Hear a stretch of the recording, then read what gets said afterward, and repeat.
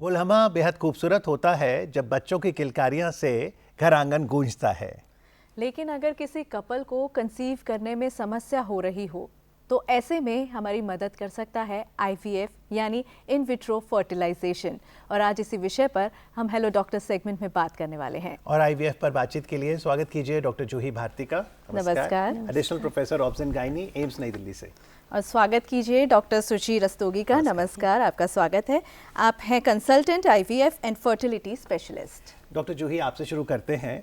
मान लीजिए कोई कपल है जो कि प्रेगनेंसी के लिए ट्राई कर रहा है, लेकिन 3 महीने हो गए, 6 महीने, साल, और वो कंसीव नहीं कर पा रहा है, आपके पास आता है, आप कैसे इवेल्युएट करोगे उस कपल को? बहुत सही सवाल है ये। यही हमें समझना है कि जब भी कोई कोशिश कर रहा है प्रेगनेंसी के लिए और दिक्कत आ रही है, मान लीजिए 35 साल से कम की उम्र है और 1 साल तक ट्राई किया और प्रेगनेंसी नहीं हो रही है, तो जब हमारे पास आते हैं तो पहले हमें दोनों कपल मतलब महिला और पुरुष दोनों से पहले हम कुछ सवाल करते हैं उनकी सेहत के बारे में, उनकी कोई मेडिकल हिस्ट्री है, और फिर हम जाँचों पे आगे बढ़ते हैं जिसमें सिंपल जांचें हैं, ब्लड टेस्ट हैं, कुछ अल्ट्रासाउंड है महिला के लिए, और पुरुष के लिए एक सिंपल सीमेन एनालिसिस है, जिसके बाद हम आगे अनुमान लगा पाते हैं कि प्रॉब्लम क्या है। जी डॉक्टर सुची, यहाँ पे ये जानना बेहद ज़रूरी है कि कब है कि वो कपल आपके पास आए फॉर आईवीएफ कंसल्टेंसी। सीधे आईवीएफ के लिए तो वो तब आएगा जैसे पहले उसकी ट्यूबल ब्लॉकेज है या फिर उसके पहले कुछ सरल इलाज किए गए हैं जो कि फेल हो गए हैं, या फिर उसकी उम्र बहुत ज़्यादा बढ़ रही है, जैसे कि डॉक्टर जूही ने कहा कि उम्र 35 साल से ऊपर है और फिर उसको कंसीव करने में दिक्कत आ रही है। ऐसी कंडीशंस में हम आईवीएफ सीधे प्रेफर करते हैं। तो मतलब क्या ये लास्ट ऑप्शन रहती है? जी, आईवीएफ एक काफ़ी एडवांस टेक्निक है और इसके थ्रू हम प्रेगनेंसी दे सकते हैं ऐसे पेशेंट्स को। जी बिल्कुल। आईवीएफ यानी इन विट्रो फर्टिलाइजेशन क्या है और विज्ञान के और कौन से विकल्प हैं ताकि माता पिता बनने का सपना पूरा हो सके? यदि इस विषय पर आपके भी डॉक्टर जूही, डॉक्टर शुचि से कोई सवाल हैं तो आप हमें फ़ोन कीजिए। 011 दिल्ली का एसटीडी कोड है और नंबर नोट कीजिए 23097532। Our code is 011 and number is 23097532। वर्ष 2021 में भारत में एक बहुत ही लैंडमार्क लेजिस्लेशन आया जिसे एआरटी एक्ट कहते हैं, यानी assisted reproductive technique act, regulations act. तो डॉक्टर साहब, ये एआरटी एक्ट के मुख्य फीचर्स क्या हैं? बिल्कुल सही। तो एआरटी एक्ट हमारे पास, जबकि आप जानते हैं आईवीएफ तो कई सालों से हो रहा है, बट एआरटी एक्ट आया 2021 में। इसकी काफ़ी ज़रूरत महसूस हुई क्योंकि इतनी एक एआरटी इंडस्ट्री बन गया, ग्लोबल इंडस्ट्री, और इसको चेक करने, इसको एक सुरक्षित, नैतिक और सही तरीके से संचालन के लिए क्लिनिक्स के लिए एआरटी एक्ट आया।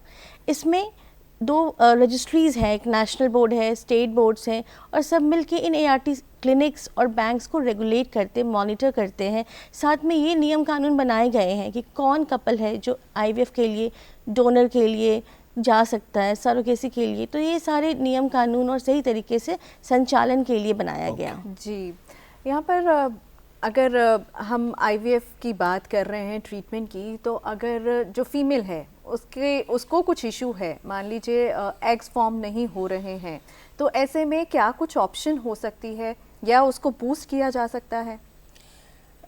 सबसे पहले तो लाइफस्टाइल मॉडिफिकेशन एक बहुत बड़ा एक रीज़न है, जैसे lifestyle modification, weight management, then stress को कंट्रोल करना। इसके अलावा आईवीएफ में अगर एग्स नहीं फॉर्म हो रहे हैं तो हम कुछ दवाइयाँ देते हैं, इंजेक्शंस देते हैं, फिर उसका रिज़र्व भी देखते हैं। उसका रिज़र्व अगर कम है, बहुत ही कम है, तो हमें दूसरे ऑप्शंस भी देखने पड़ते हैं। अगर उसका रिज़र्व ठीक है, थोड़ा सा कम के साइड है लेकिन ठीक है, तो हम इंजेक्शंस देते हैं, हार्मोनल इंजेक्शंस देते हैं, जिससे वो एग्स को स्टिमुलेट करते हैं, उनको बढ़ाते हैं। ओके जी, लेकिन यस, ये जो आपने रिजर्व बताया, ये क्या है? Ovarian reserve? ये ओवेरियन रिजर्व होता है कि जो हमारी ओवरीज होती हैं, अंडाशय, अंडेदानी होती है, उसमें जो अंडे होते हैं वो लिमिटेड होते हैं।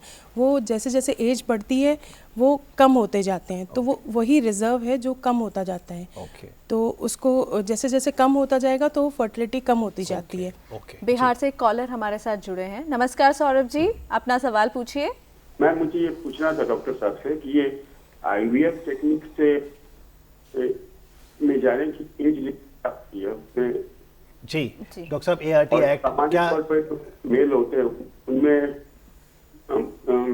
पिता पर कब तक की उम्र तक होती है? जी Age डॉक्टर साहब, limit ART और- एक्ट के तहत क्या एज ग्रुप है जो IVF अपना सकता है? ओके, सो ART एक्ट के तहत जो महिला की एज है वो 21 से 50 साल है और जो पुरुष की है वो 21 से 55 साल तक है, जिसमें वो Okay. ART के लिए जा सकते हैं। ओके जी। तो मतलब ज़रूरी नहीं है कि महिलाओं को ही कुछ रिप्रोडक्टिव परेशानी हो रही हो, अगर मेल्स में भी वो इशू है तो भी IVF कंसिडर किया बिल्कुल जाता है। बिल्कुल, तो बहुत सारे कारण हैं जो महिला में है, कुछ पुरुष में है और कभी कभी दोनों में कारण होते हैं। Okay. और 10% ऐसे लोग होते हैं जिनमें कोई कारण का पता नहीं चल पाता, जिसमें अनएक्सप्लेन इनफर्टिलिटी बोलते जी, हैं। लेकिन आप ये कह रहे हैं कि संवाद में, क्योंकि सेंसिटिव मैटर है, हम इनफर्टाइल मैन या इनफर्टाइल वुमेन ना कह के हम इनफर्टाइल कपल और दोनों ही आए साथ हमेशा। जी, हमेशा जब भी हमारे पास कोई भी निसंतान दंपत्ति आते हैं तो हम उनसे उनका जो इलाज है वो साथ में करते हैं, उनसे हम बात भी साथ में करते हैं, उनकी प्रॉपर हिस्ट्री लेते हैं, एग्जामिनेशन करते हैं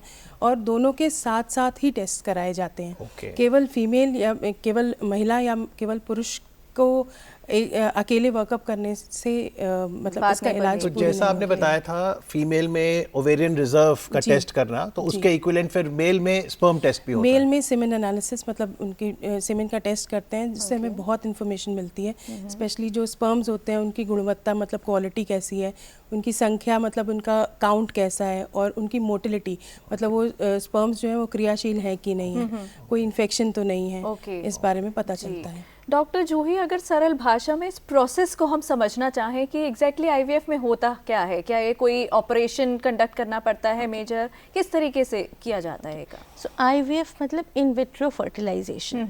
सो इसमें जो प्रक्रिया है लगभग 10 दिन से 12 दिन लग जाते हैं। Okay. तो अगर हम शुरुआत करें, जब हमने सोच लिया कि अब IVF के लिए जाना है इस कपल के लिए, सो उसमें शुरू में सारे टेस्ट के बाद जब सब कुछ रेडी है तो जब शुरू करते हैं तो यूजुअली मासिक के दूसरे या तीसरे दिन से हम ये शुरू करते हैं, एक प्रोटोकॉल है। Okay. हालांकि अलग साइकिल्स भी हैं, बट इसमें जो नॉर्मली हम लेते हैं तो शुरू में इंजेक्शन स्टार्ट करते हैं, कभी कभी गोलियां भी साथ में होती हैं Okay. जो महिला लेती है और वो लगभग 8 से 10 दिन लगभग चलते हैं ताकि वो अंडा ग्रो करे। Okay. जब हम नॉर्मली हमारे हर साइकिल में मासिक में एक अंडा बनता है, इसमें हमारा काम है कि हम थोड़े ज़्यादा अंडों को टारगेट Okay. करें, 10 से 15 लगभग। फिर जब अंडे बनने के लिए इंजेक्शंस दिया हमने और वो रेडी हो गए तो लगभग 9-10 दिन पे हम फिर उसके बाद 2 दिन बाद हम उनको एक इंजेक्शन देकर फिर ये अंडा बाहर निकालने की प्रक्रिया होती है, एग रिट्रीवल। Okay. जो ऑपरेशन थिएटर में होता है, अल्ट्रासाउंड के जरिए एक पतली सी सुई के द्वारा हम उसको बाहर निकालते हैं टेस्ट ट्यूब्स में। और उसी दिन जो पुरुष हैं उनको अपना शुक्राणु देना है।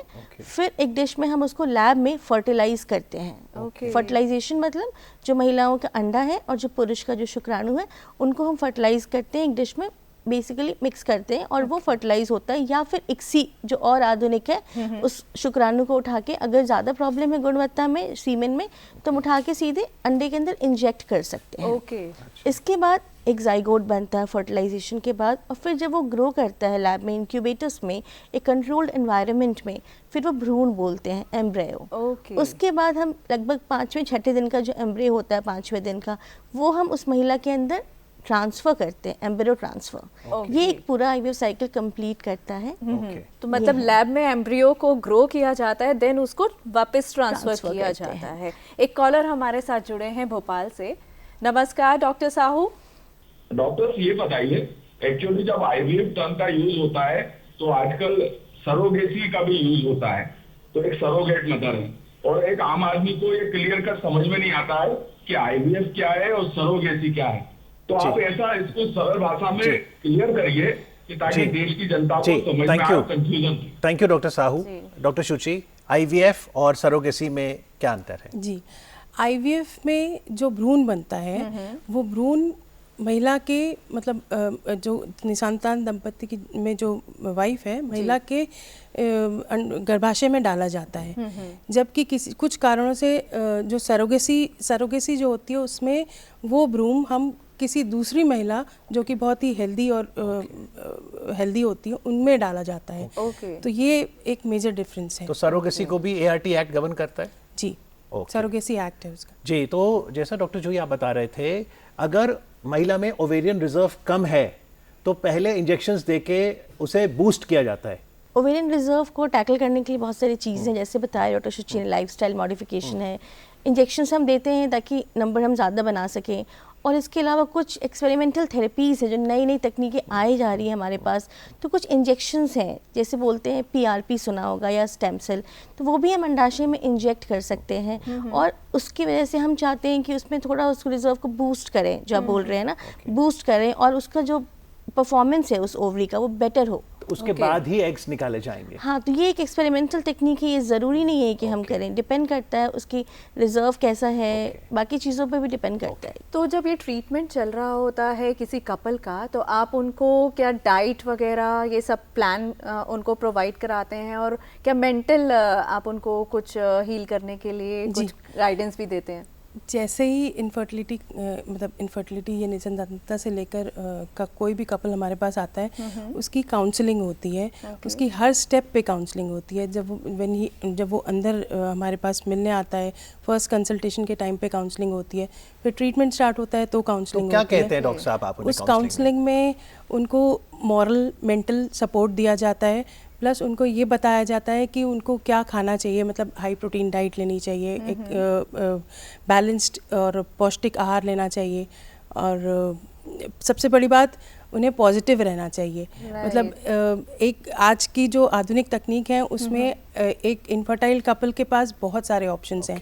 उनको ये नहीं सोचना चाहिए कि अब प्रेगनेंसी अभी तक नहीं हुई तो आगे कैसे होगी। दैट इज़ व्हाट हम उनको बूस्ट करते हैं कि नहीं, there are many options, there are many options जिससे आपको एक बच्चा दिया जा सकता है। वो मॉरल सपोर्ट, पॉजिटिव बूस्ट और एक कॉन्फिडेंस दिया जाता है। जी बिल्कुल, इस ट्रीटमेंट के दौरान पॉजिटिव रहना बहुत ज़रूरी है। और जैसा डॉक्टर शुचि रस्तोगी ने कहा कि मेडिकल साइंस इतनी एडवांस हो गई है कि आज बहुत से विकल्प हैं माता पिता बनने के, तो उनमें से एक तो IVF है, उससे पहले और क्या ऑप्शंस हैं? जैसे डिपेंड करता है कि प्रॉब्लम क्या है। जब हम, जैसे हमने बताया शुरू में, हम दोनों कपल को इवैल्यूएट करते हैं, देखते हैं कि प्रॉब्लम क्या है। तो अगर किसी के अंडे नहीं बन रहे, अंडे नहीं फूट रहे, जैसे PCOS है, तो साधारण सी एक दवाई है, गोली है, जो बस उन अंडों को थोड़ा स्टिमुलेट करके और ओवुलेशन कराता है, जो एग रिलीज करने का जो प्रोसेस है। कई बार एक ये साधारण कारण भी हो सकता है इनफर्टिलिटी का, जो दवाइयों से ठीक हो जाएगा। हाँ, दवाइयों से भी पहले, जैसे PCOS है, उसमें अगर आपका वेट थोड़ा ज़्यादा है तो थोड़ी बहुत लाइफस्टाइल मॉडिफिकेशन, अपने 5% भी अगर वेट रिड्यूस किया उन केसेस में PCOS में, तो आपका नेचुरली वो अंडर रिलीज होने का प्रोसेस ओवुलेशन हो जाता है। तो कुछ गोलियां हैं, कुछ इंजेक्शंस हैं, IUI है। अगर सिमिलरली अगर पुरुष में कुछ प्रॉब्लम है तो उन शुक्राणुओं में थोड़ी बहुत प्रॉब्लम्स है, तो उसको हम टैकल करने के लिए उन शुक्राणुओं को प्रोसेस करके लैब में, और सबसे अच्छी क्वालिटी वाले शुक्राणुओं को महिला के अंदर, उसमें उनके अंडे बाहर नहीं निकल रहे हैं, अंदर हैं, लेकिन इन शुक्राणु को हम एक सिंपल पतली सी कैथेटर के द्वारा उसके गर्भाशय में हम डाल देते हैं। ओके डॉक्टर, क्या ये पेनफुल प्रोसेस है, और जो न्यू टेक्निक्स जो आ रही हैं वो और कितनी सरल कर देती हैं इस चीज़ को?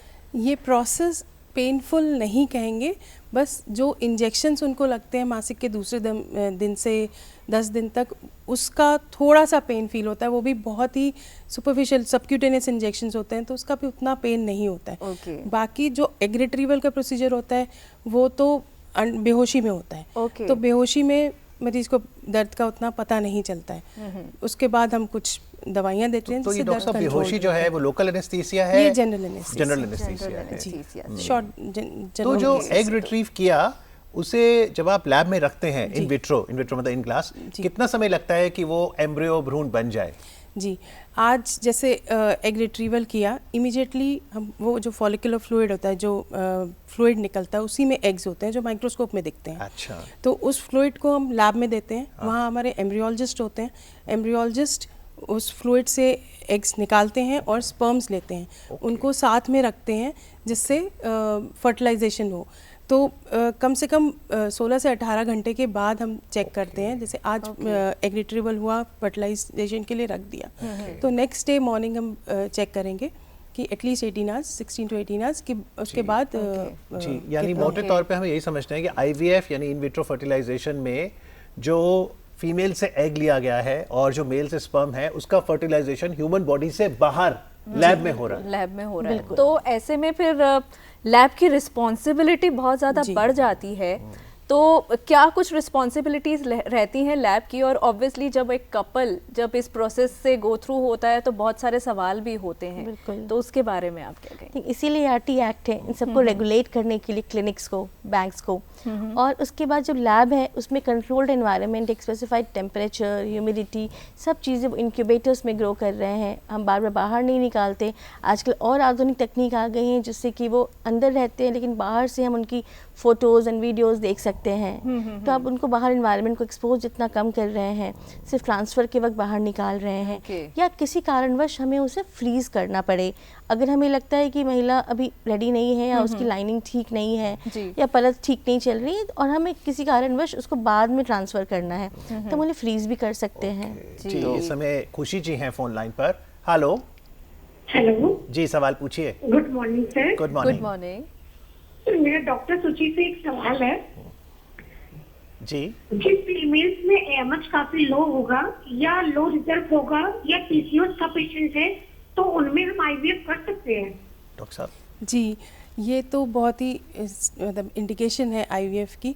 जब रिजर्व लो होता है तो हम उसमें आईवीएफ से काफ़ी अच्छा रिजल्ट दे सकते हैं। इवन पीसीओएस में भी ओवुलेशन की प्रॉब्लम होती है, अंडे ओवुलेट नहीं होते हैं, तो अगर पहले से कुछ ट्रीटमेंट करा है जिससे फेल्ड हो गए तो हम आईवीएफ की तरफ जा सकते हैं, सरल ट्रीटमेंट अगर फेल होता है तो, और उससे काफ़ी अच्छे रिजल्ट्स मिलते हैं।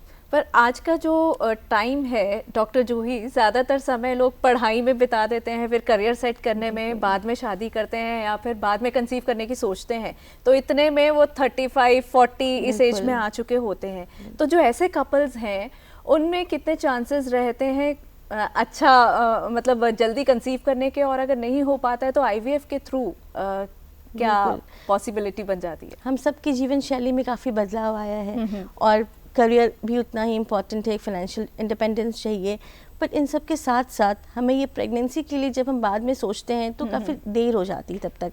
तो उसके लिए हम ये कर सकते हैं कि टाइम से, अगर किसी की शादी भी हो गई है और प्रेगनेंसी बाद में प्लान करना चाह रहा हो या बाद में शादी प्लान करना चाह रहे हैं, तो एटलीस्ट 35 ईयर्स से पहले अगर हम उन एग्स को फ्रीज़ कर सकें, जिसको बोलते हैं सोशल एग फ्रीजिंग, ताकि बाद में ये ऑप्शन हमारे पास खुला हो, अगर कोई तकलीफ आए, परेशानी आए प्रेगनेंसी होने में, तो हमारे पास वो फ्रोज़न एग्स हैं, हम उनको यूज़ कर सकते हैं। तो डॉक्टर साहब, ये जो फ्रोज़न एग्स एक बार अगर दंपत्ति कहता है, ऑप्ट करता है, ये कब तक स्टोर कर सकते हैं? For a period of 10 years. अच्छा, क्या इसी तर्ज पे स्पर्म्स को भी फ्रीज करके रखा जा सकता है? Maximum for a period of 10 years. Maximum period of 10 years. Okay.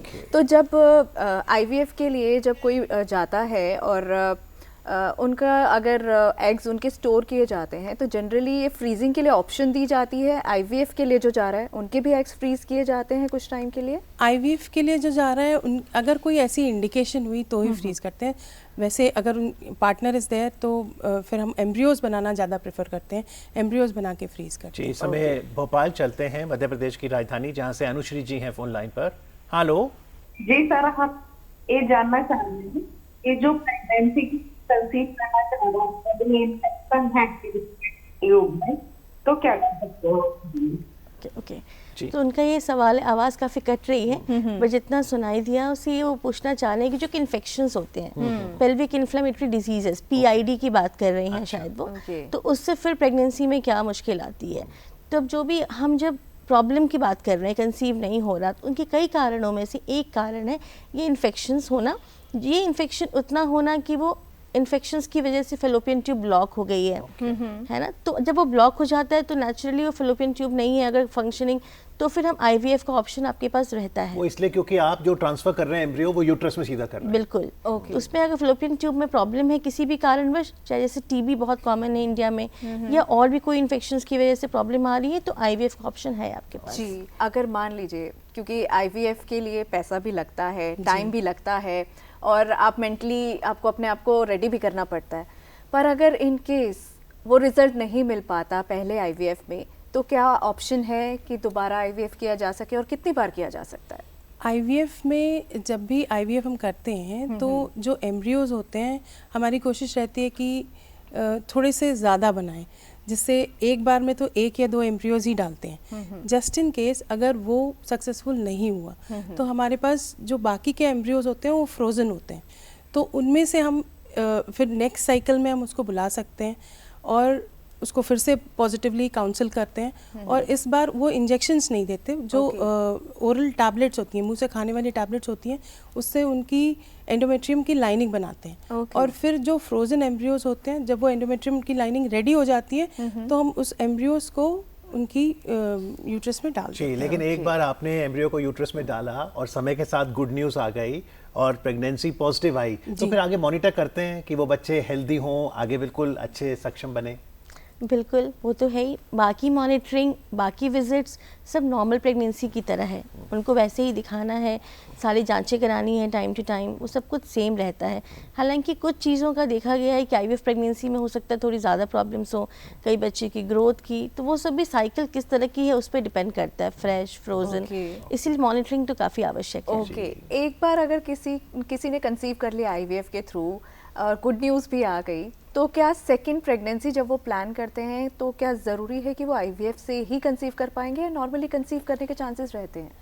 Normally conceive करने के चांसेस रहते हैं। अच्छा। अगर ऐसी कोई एब्सोल्यूट इंडिकेशन ना हो, जैसे अगर ट्यूब्स ब्लॉक्ड हैं तो फिर नॉर्मल कंसीव करना मुश्किल होता है। लेकिन कोई ऐसा रिवर्सिबल कॉज था, जैसे स्ट्रेस था उस समय, या फिर उस समय ओवुलेशन ठीक से नहीं हो रहा था, तो बाद में वो स्ट्रेस रिलीज हो जाता है एक बच्चे को देखकर, तो वो कई बार कर सकते हैं। जी बिल्कुल, बच्चों की किलकारियां जैसा हमने कहा आती हैं तो घर आंगन में खुशियां आती हैं, और अब तो विज्ञान भी आपको बहुत से विकल्प दे रहा है। तो यदि आप प्रेगनेंसी ट्राई करते हैं, कंसीव नहीं कर पाते, तो ज़रूर डॉक्टरी सलाह लीजिए। आज कार्यक्रम में आके आईवीएफ के बारे में बताने के लिए डॉक्टर जूही आपका, डॉक्टर शुचि आपका बहुत बहुत आभार। Thank you very much. Thank you so much.